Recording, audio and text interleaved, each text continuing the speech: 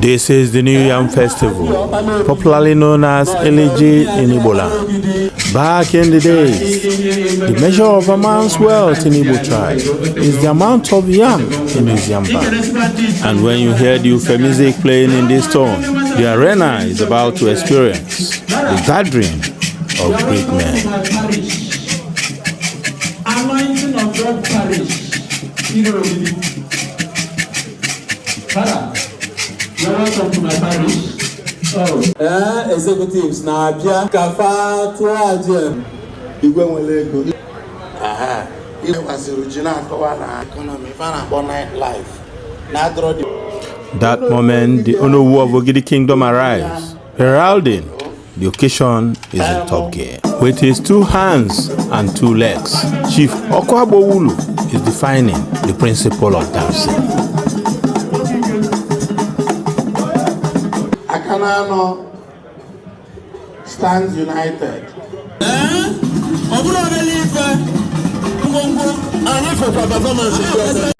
Giant masquerades from the 4 villages of Akanano quarters, defining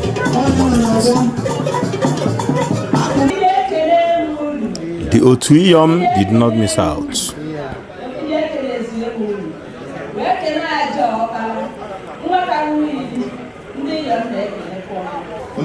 Chief, yeah?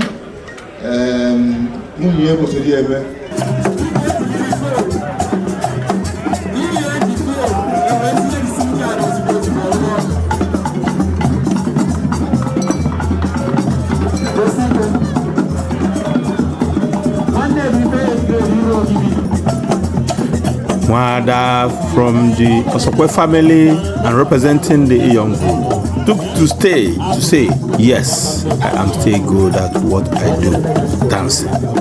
And trust me, when she drops this things on you, your pocket will dry up.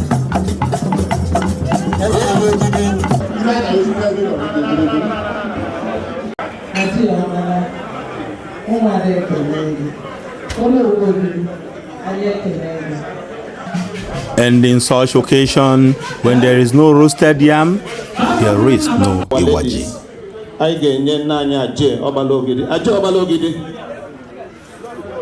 Nandi our ladies nechala na mbo ye na agba na ogidi no ye we nye gidi honor maka no ugo ko na aka na odire ofele dozie no father before na agwa no parish m ke bia so ga ụmụ aka mansa wa weta no mmeli nso before father na ono na banum ka asia me magonu obwe na wata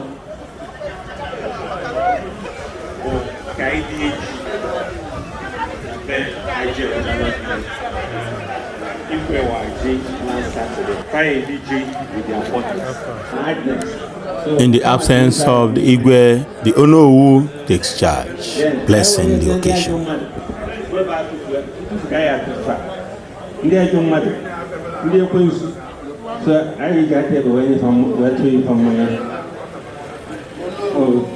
So, if also this is near to come, I want to I mean, I if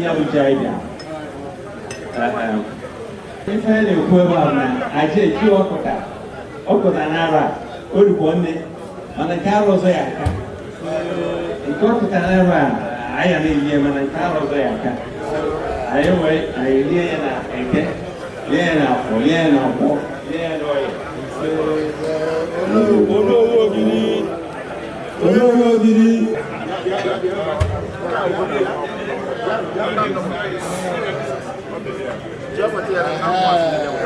Ana kudu ba ka ba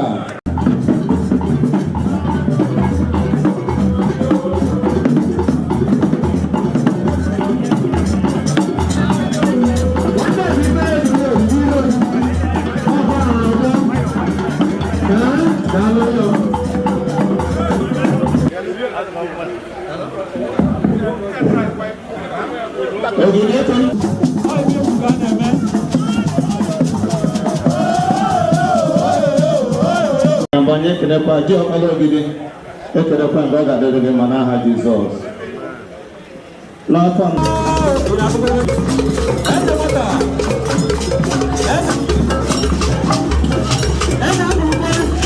Esa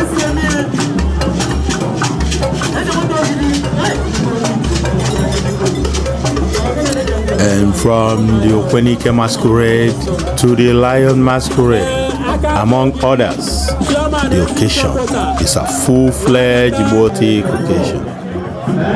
And to the ladies and gentlemen in the occasion, Enguse Pushiko is allowed.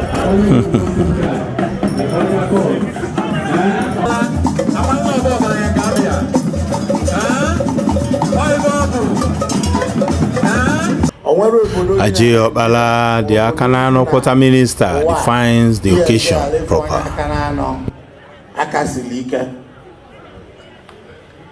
Akanano na Bambo. Akanano we plane, Mogonia. One night will give you a combo. Akanano will GSM network, Mogonia. So today, I kick off the process that within 18 months, Naigalo drainage, which is even a muso, they may not asphalt.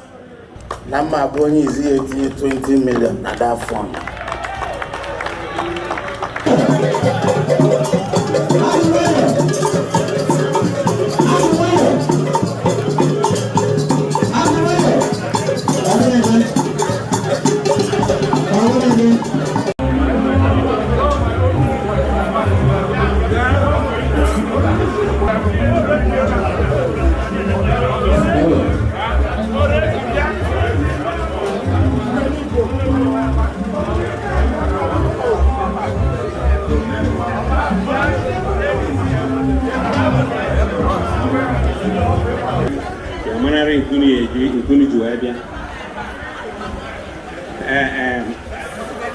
Again.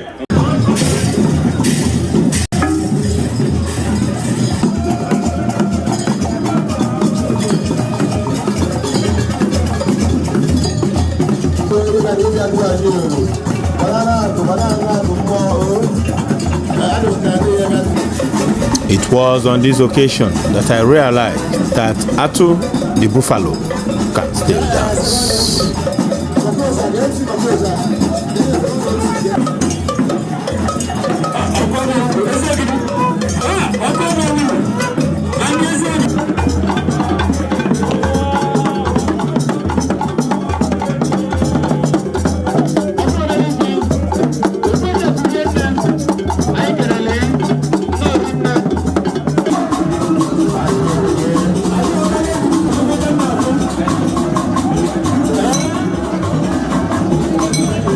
Time like this, the canary mouth will dry when there's more to say.